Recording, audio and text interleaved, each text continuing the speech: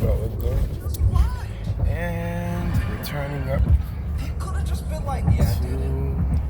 Staten Island, New Who York. would say he didn't? By New All of his Jersey. fans would be like, he did it. He said he was going to do it, and he did. I don't even know when he did. That was so On fast. North Hills Bridge, Granada Bridge. Even Democrats would be like, yeah, he did it. At least.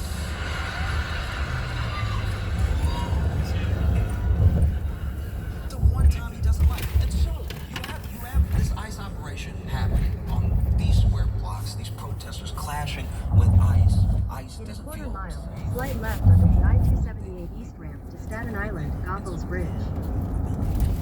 So maybe the LAPD was there the entire time, I don't know, but the LAPD is there, and Trump sends in the National Guard. Now, he can't send in the National Guard just to, like, arrest people and, like, crack skulls and everything like that. So what he does, he tries to get around it by deploying the National Guard just to protect these two buildings. But then they're there in case ICE feels like they need their help detaining someone or that they aren't able to carry out their operations, right? So Slight left under the I-278 East ramp.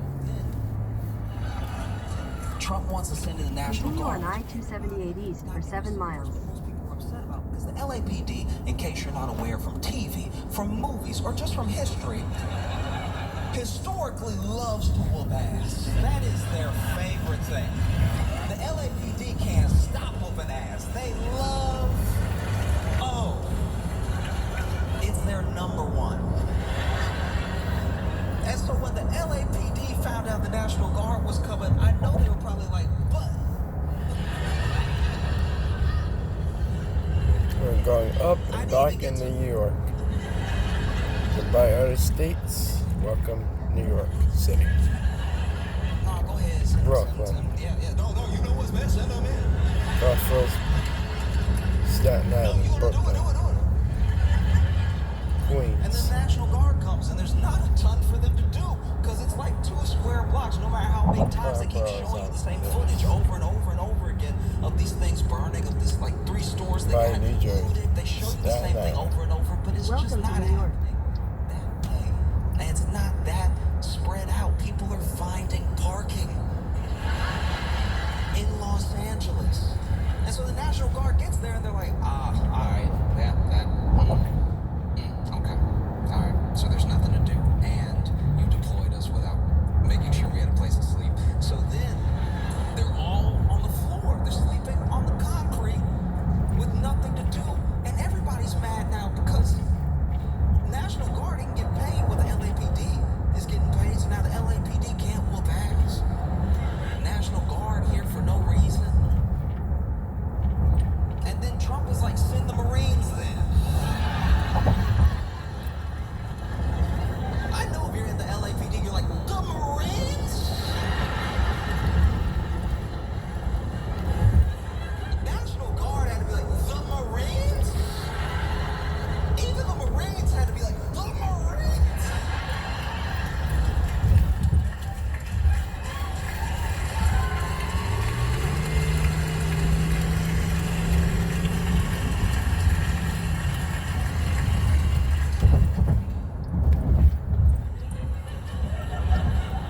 And the LAPD just sitting there like, I just want.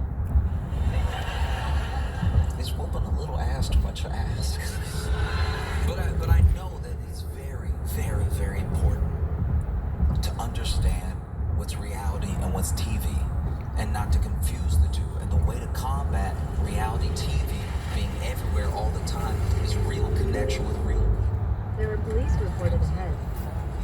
Or text me who were in LA that told me, no, I mean, there was parking at Trader Joe's. Everything actually pretty chill.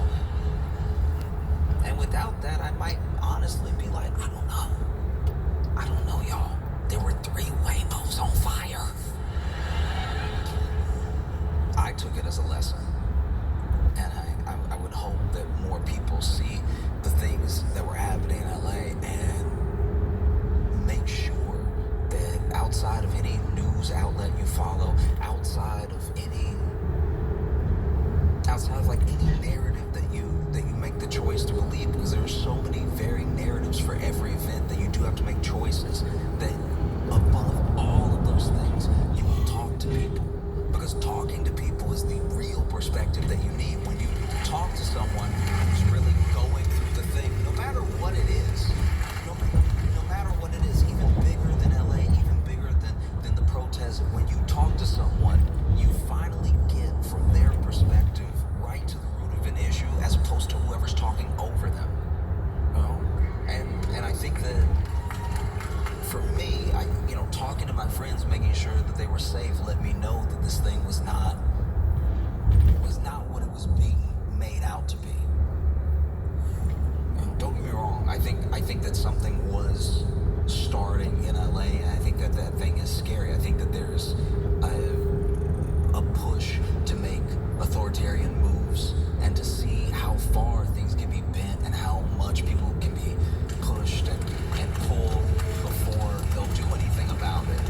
And I think that LA was a perfect test for that. Let's take something that's really just 2 blocks and let's make it look like it's the entire city, and we'll see if they believe us. Let's send in all the cops we have, then the National Guard, then the Marines, and see how much people want that, if they go for it or not. So something is happening, and I would encourage every single one of you to hold on to everyone that you know. DC is one of those places where everybody is from everywhere and everyone knows everyone everywhere else. And if you keep that type of global community together, you'll have no problem, in my opinion at least, distinguishing what's happening from what's not, because you'll have people that you can talk to, people that are really going through the thing in real time. I'm not saying don't watch the news at all. Sometimes they have newscasters on there who they put in the hurricane. It's very entertaining. Yo, DC, y'all have been fantastic. Thank you so much.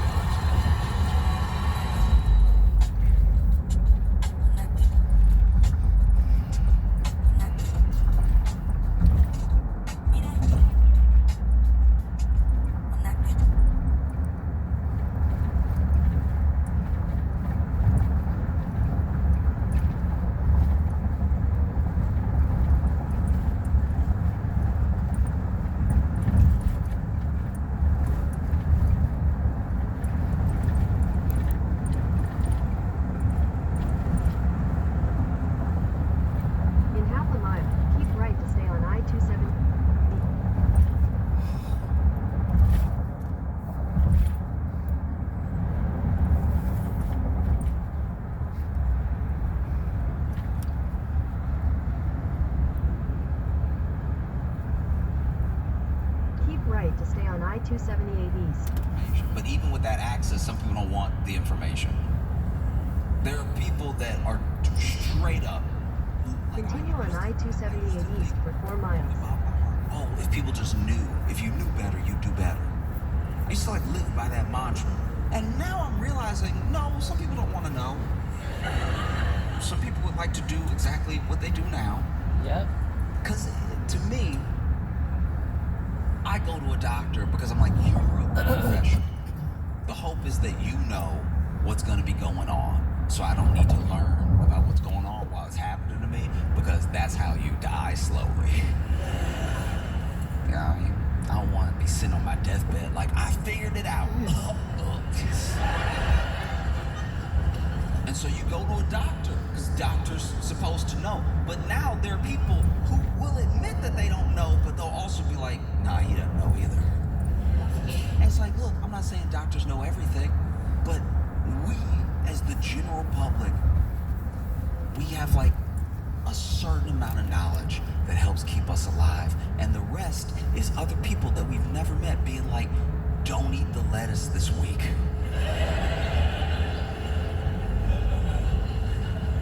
There's E. coli everywhere. And without them, I wouldn't know that. I'd be hitting the lettuce hard. I'd be like, look at how healthy I am. I'm mid-salad right now.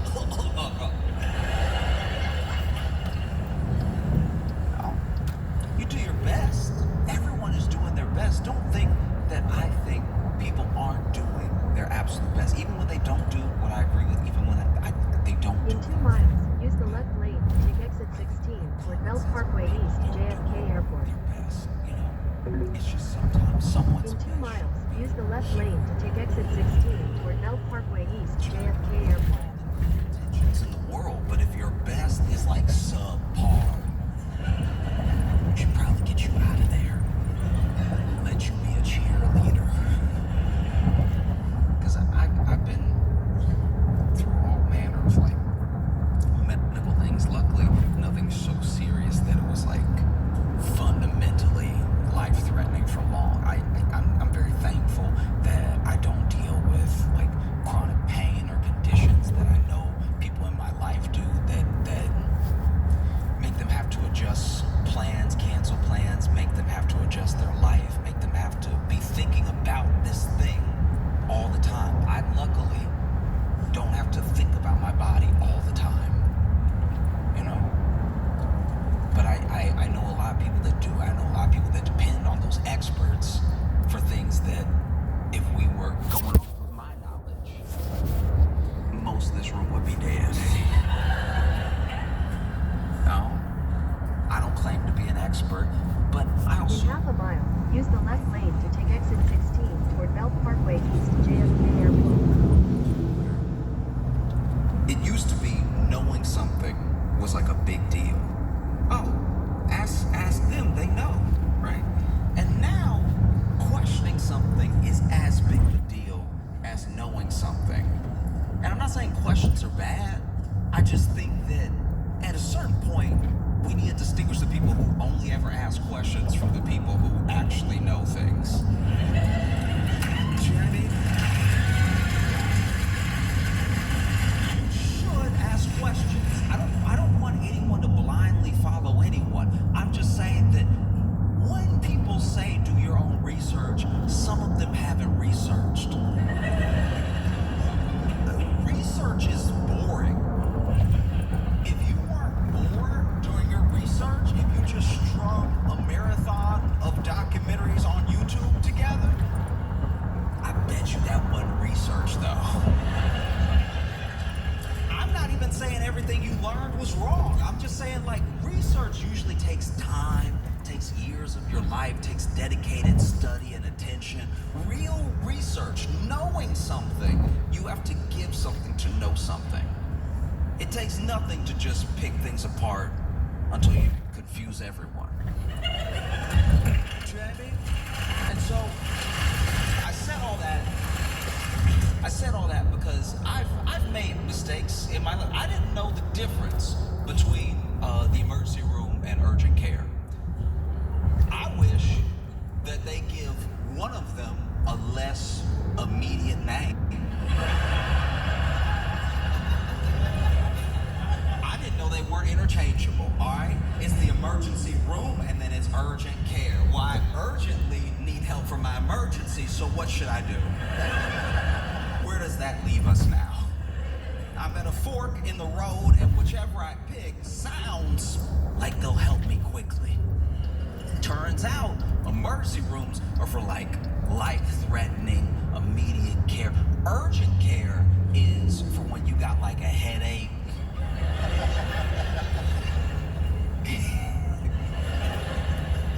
Urgent care, look, and this is not to disparage anyone that works in any place. It's just that urgent care stories, I know people who work in urgent care, I know people who work in emergency rooms, and the emergency room stories, I should have known to go to the emergency room if it was more serious, because the emergency stories are so much more horrific in nature than the urgent care stories. Like, the urgent care stories are like, yeah, this dude came in, he was filling out his paperwork, but his nose was bleeding the whole time. Kind of got all over the paper. Then he handed it back to me, and I was like, ugh.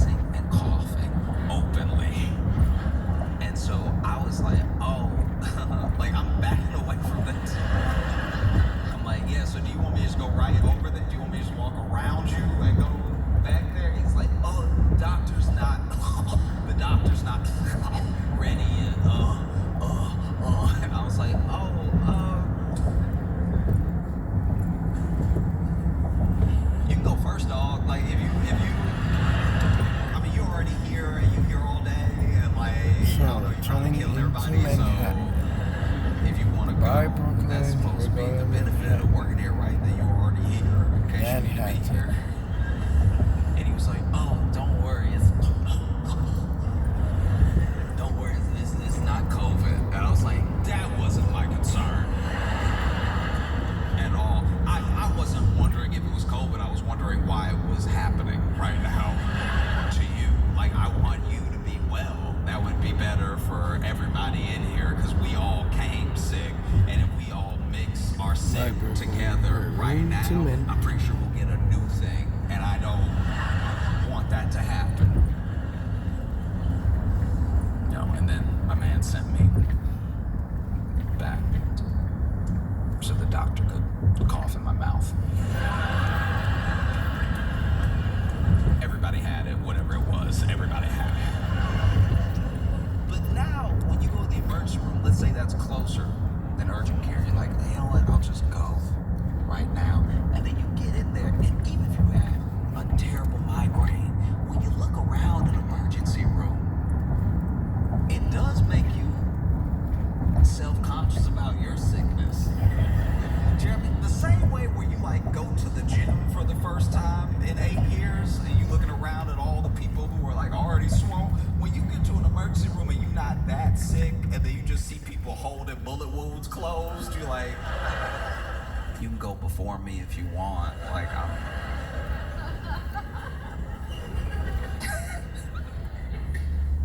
and so it's all important stuff. It's hard for us to stay healthy because it's already hard for us to live. You have to do everything that it takes to like have a life, keep people alive if you've made people, and be healthy. And then I don't know, maybe it's just the way that we work as a country, but we're so back and forth and 100% all the time. All gas, no brakes, all the time, always behind, fighting, trying to get back at black, fighting that red line, fighting that poverty line to the point where there are people who genuinely believe they don't have time. Oh, you could do this. This is the healthier thing to do. I'll make some time for this. I don't have time. Right? By the time I get home, I'm exhausted. I just want to sleep. Can I at least have sleep? And so it's tough, even when it comes to eating, even when it comes to like what we know to eat to be healthy, it changes. And sometimes it changes because we find out something. And then sometimes it changes because a company is like, actually, there's a lot of money in kale. You remember kale? You remember that thing that we used to put at the bottom of every salad bar? It used to be the floor of the salad bar. You would go to a Pizza Hut and there would be kale wrapped around the pizza. Not on the pizza, under the pizza. Just use kale it's like foliage. And then one day somebody was like, hey, we growing all this kale. You ever taste some? You ever bite down to that kale? It's probably good for you. And then takes off, becomes a whole craze. I'm always blown away with food crazes of food that we've been eating. We've all been alive for a while now, but every year there will be some superfood that's a food we were already aware of. Remember when avocados had their day? Remember when avocado was like, in your skin. And there's vitamins that it's so good for you. Your skin. Do you want more skin? Your skin. It's so good for your skin. Extra skin under your skin. It'll be so healthy. You remember coconut oil? There was a year where coconut oil could do no wrong. They were like, no, put it on your skin. Lather yourself up at night. You'll just be so moisturized. Put it in your hair. It'll get all the dirty stuff out of your hair. It'll clear out your pores in the hair and everything. Get the hair follicle all nice and juicy and stuff. Eat it. Cook with it. It's so good. It'll be good it'll fix your skin from the inside. It'll be delicious and it'll fill it. Ooh, it'll be like all of your organs have new skin. And then somebody else came out with a study that was like, oh, actually don't do any of that. Like it's actually gonna fully clog your pores. It's gonna clog the pores of your hair, and if you eat it, it's gonna like, I don't know, be like a little too loose in your heart while your heart's trying to pump blood. I don't know what they said, but it just, they turned on it in a day. And you would think that all this stuff is happening because we're finding out all these things, but what's really happening is all of these narratives are competing at the same time. There are people who have a vested interest in you eating as much meat as possible, and then there are people who have a vested interest in you eating no meat at all. And I don't even mean on a political front. I'm not even talking about environmentalists versus like vegans versus people who have money in big cow. I'm talking about genuinely there are people who believe, for whatever reasons they've come to, that they've concluded that they believe this thing is good for you, this thing is bad for you, and then they put it out into the world. And because we have the internet, you could look up anything, and anything is as good for you as it is bad for you. And that is scary when you know in a medieval amount to keep yourself alive. I'm not claiming to be smarter than anybody, and I try to listen to experts. I try to do my quote-unquote own research. It's a lot of reading. It's pretty boring. That's why I feel like I'm doing the right thing. You know, but it's still tough to know. I'm not coming down on people for not knowing. I think it's mostly that if someone went to all the trouble to know, maybe that should mean something.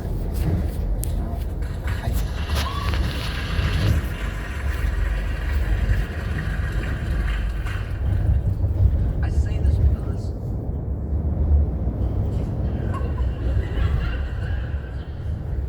RFK Jr. is the head of health and human services.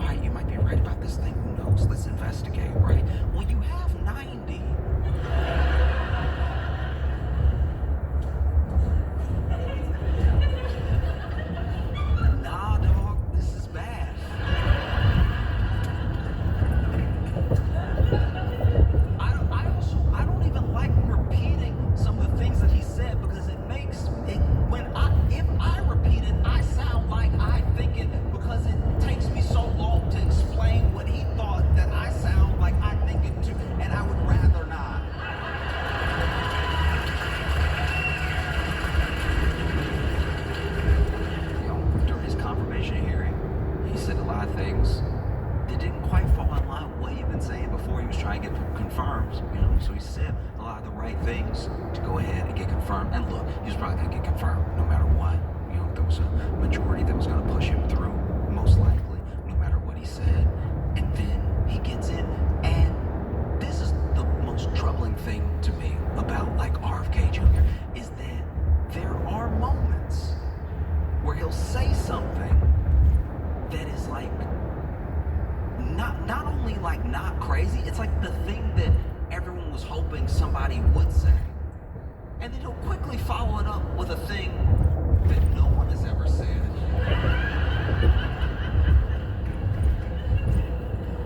And you're like, oh, you had us for like a half second.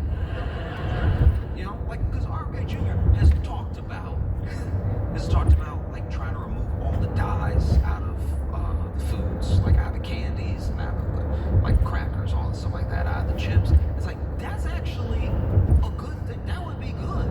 Everyone else already removed it. Like, these companies may be international, but when you go to Europe, it's a different chip.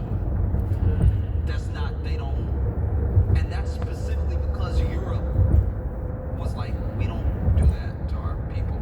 So you should, if you want to be here, you can change it, but you have to change it. It can't just be whatever you want to be, right? And so when RFK Jr. says, like, I'm trying to get all these additives out of the food, all these dyes, all these things, it's like, oh, wow, that's great. I like that. And then he's like, and we need a registry for autism. And you're like, oh!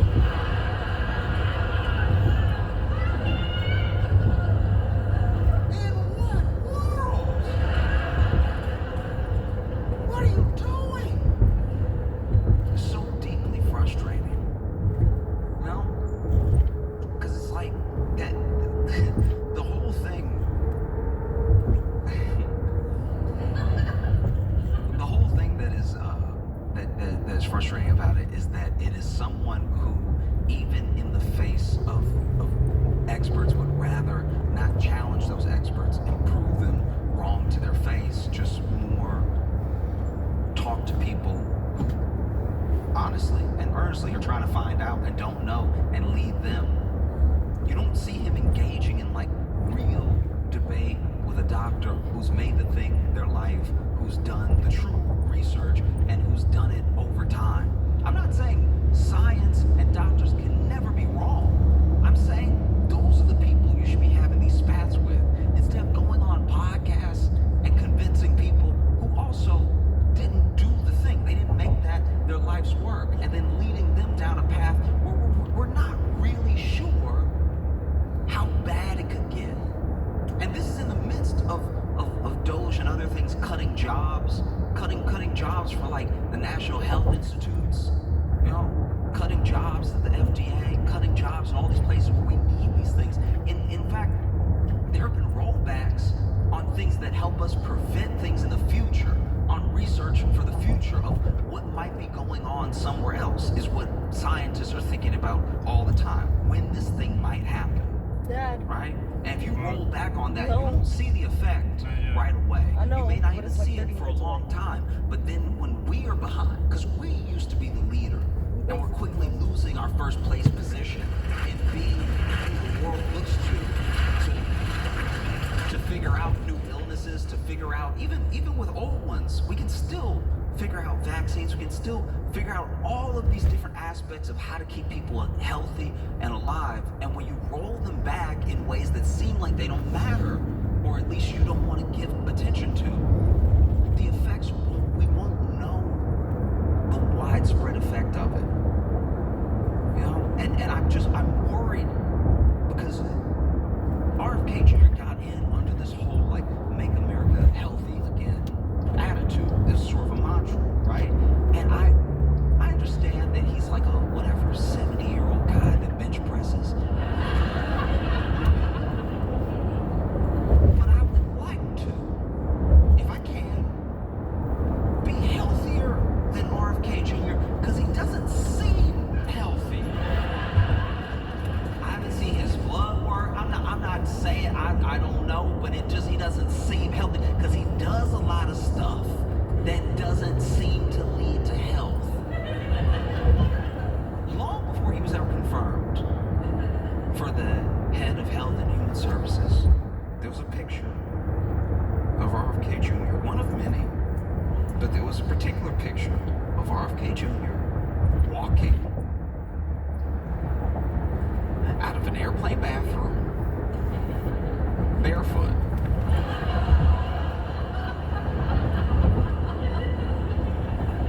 And when I saw it, I rebuked the picture. I was like, nah, will not be in my life. No, thank you.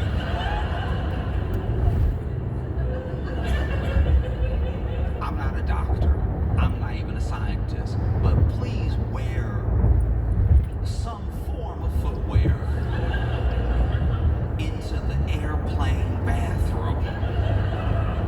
You had shoes when you got on the plane. What happened? What happened between the seat and the bathroom that you were like, I gotta get these off? Too restricting. This man went swimming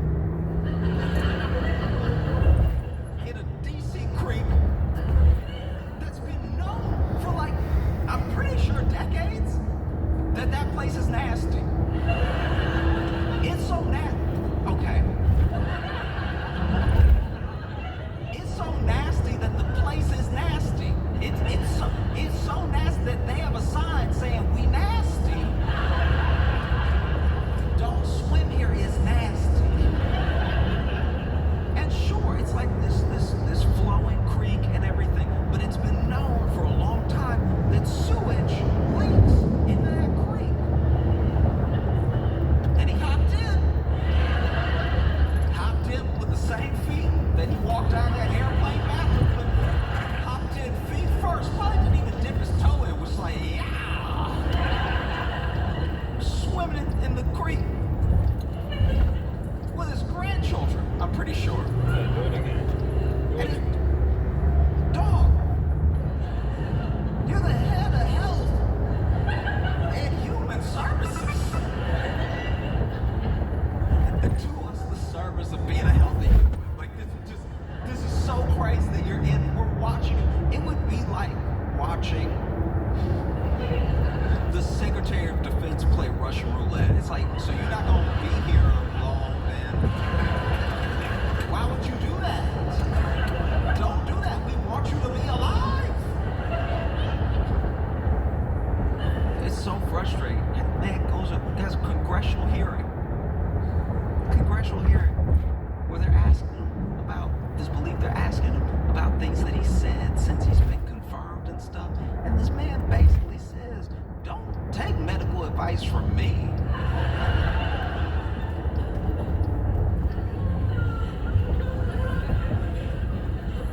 There's a part of me that almost respects that.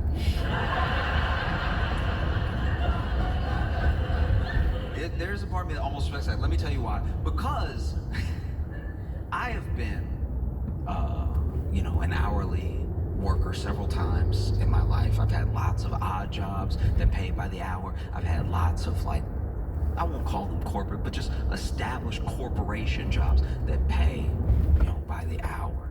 And the problem with hourly work, whether you're talking about me or anyone I've ever interacted with, especially from a customer service perspective, the problem with hourly work is I'm not sure if we're meeting at the hour you care about this job.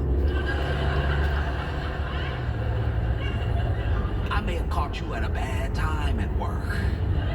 There's 4 types of hourly workers. There are the hourly workers who are they start off great, especially when we're talking customer service. You start off great. I was here. You start off great. You clock in, you got a good attitude, you're ready to go. Nothing's happened yet. And then,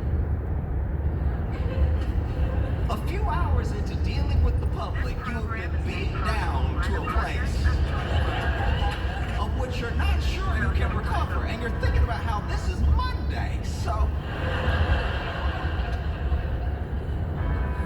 my life, Then there's an hourly worker that really starts to perk up the last 2 hours of shift. They're almost home. They're almost out of here. They're smiling at you because they almost don't have to see you. We're almost through with each other. I'm so close. Let's bring it home strong.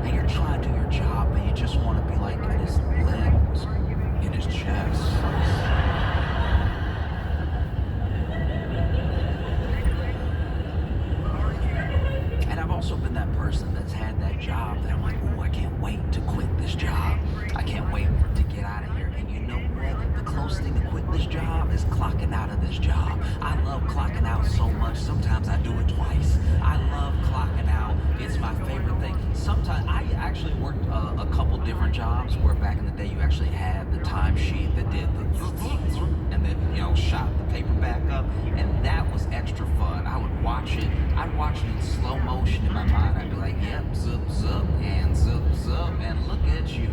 Look at you, marked and ready to go. I'm out of here. I'm leaving forever, just tonight, but forever. And then, admittedly, I did have jobs that I really loved. I really enjoyed clocking in and having a great time with my coworkers, and I enjoyed the job that I was doing. And even if it was like something to do with the public, we had their jerks once in a while, but for the most part, it was phenomenal. And I got great experiences out of it, and I'd clock out, I'd go home, I'd start again the next day, and then I had jobs where I was like, oh, okay. I don't want anybody to hate their life, but they're gonna know I hate mine.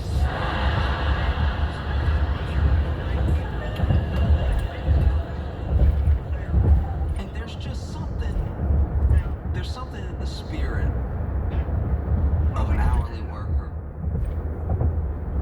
that's in the middle of doing their job that's like, oh, don't do what I do. That is what I heard in that hearing.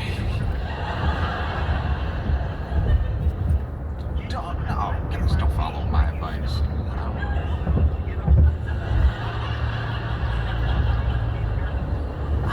I'd be saying stuff.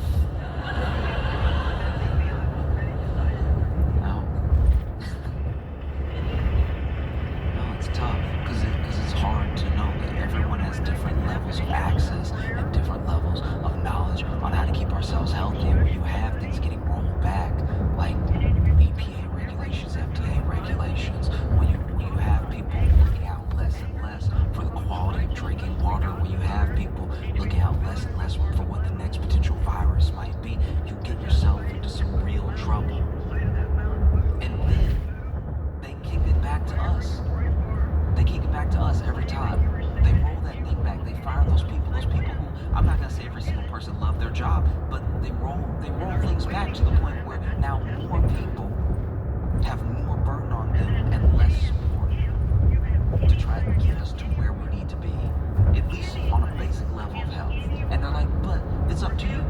Dr. Oz came on and he was like, the best way to be healthy is to be healthy. And I was like, oh, do you have financial advice too? Because that's incredibly solid right there. The best way to not need these services is to not need these services. And it's like, okay, but you gotta remember, you're dealing with people who have varying levels of knowledge around what is and isn't healthy. My hometown has a bit of a meth problem. And a real conversation that I overheard at a bus stop was, no, they get on to me and on to me and on to me because I'm smoking meth. But it's not like it's crystal meth.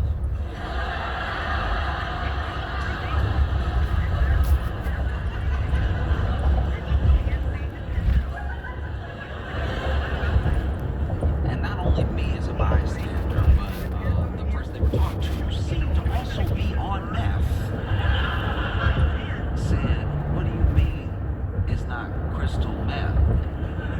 And he goes, it's regular meth.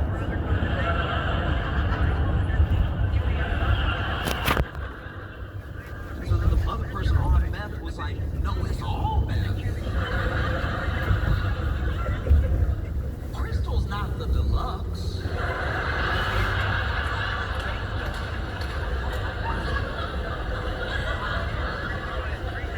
It's not like Crystal Pepsi, you know what I mean? It's all generally meth. There's not a diet meth. Meth is the diet meth. I haven't eaten in some time.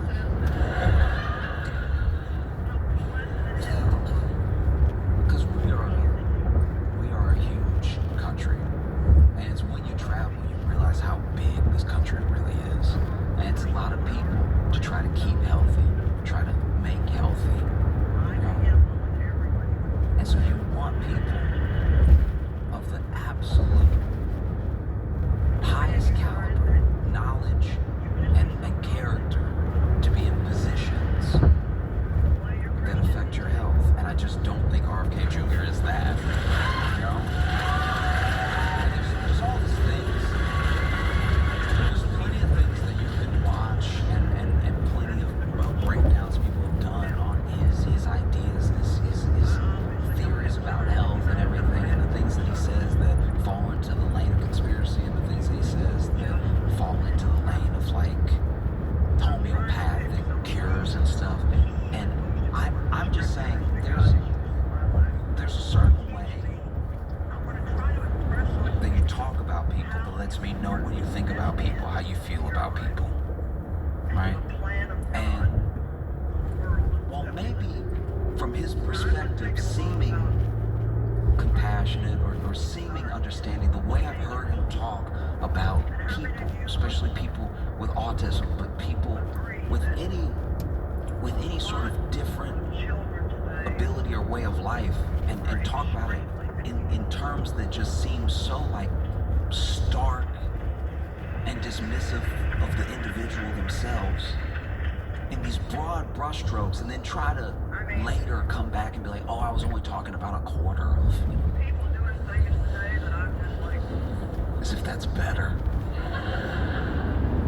No. It makes me feel like this is not the individual that should be in that position. And that's not just because he swims in sewage. It's because like actual sewage is spilling out of his mouth every time he talks.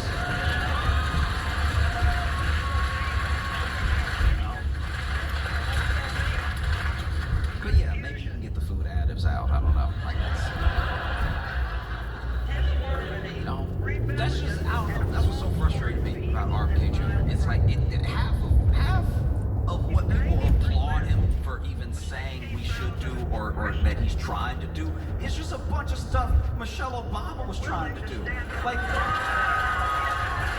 remember when Michelle Obama was like, I got a carrot? Remember that? Remember when Michelle Obama was like, just try an apple. And people were like, why do you hate America?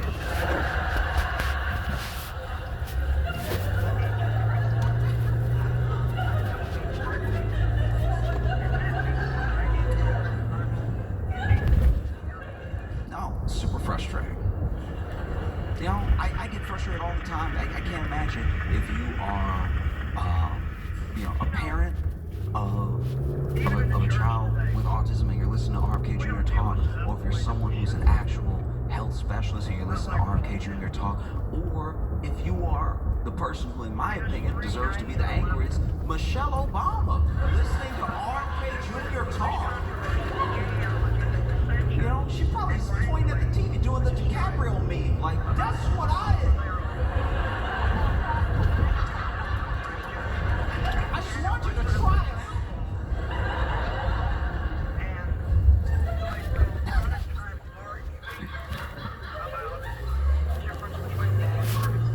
You know, that's my thing. That's really where we screwed up. You know, we do all this stuff when it comes to healthcare to make it inaccessible, right?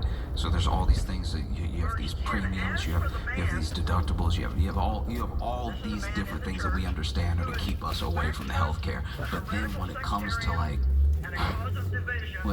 the vaccines, when it comes to, you know, the treatments, I think we're too like eager to give it to people. We should actually hold it back and make it seem like, I don't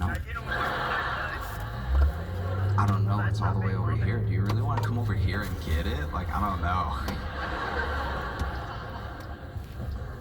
No, because I had a conversation with a friend that enlightened me a little bit in kind of that route of then I believe God wants us to go to the mat with them and work with them forever. But if they're not repentant and they're not going to change, and we let them just sit in our midst,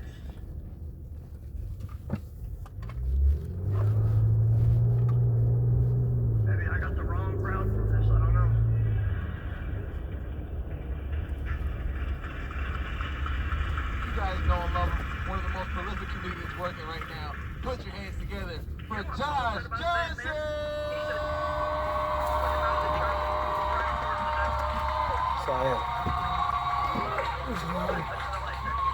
It's funny how sometimes people like enter your life without you ever meeting them. We are. You don't get to know them, but you hear stories about this person through the people that you know or a friend of a friend, but then they just keep coming up and you feel like they're in your life, even though you never met them. Not that. You wouldn't know them on the street if you saw them, right? There was a guy like that for me named Mark. I never met Mark. I wouldn't have been able to track him. Okay.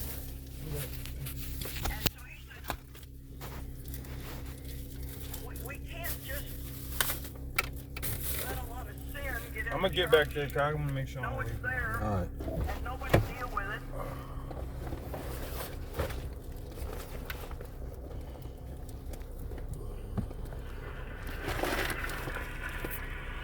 Bye, Saya. Bye, Larry. Alright, later, nephew. Later, Melanie. Gonna miss you, you chicken nugget. We miss you too.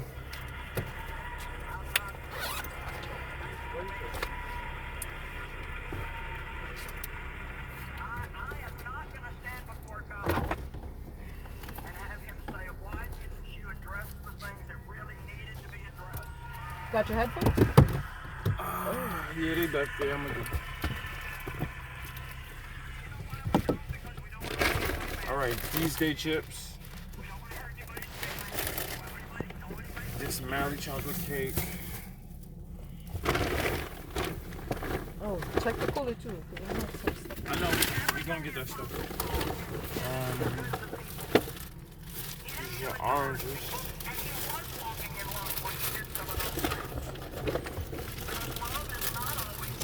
The video ends here. Guys, we're in New York now.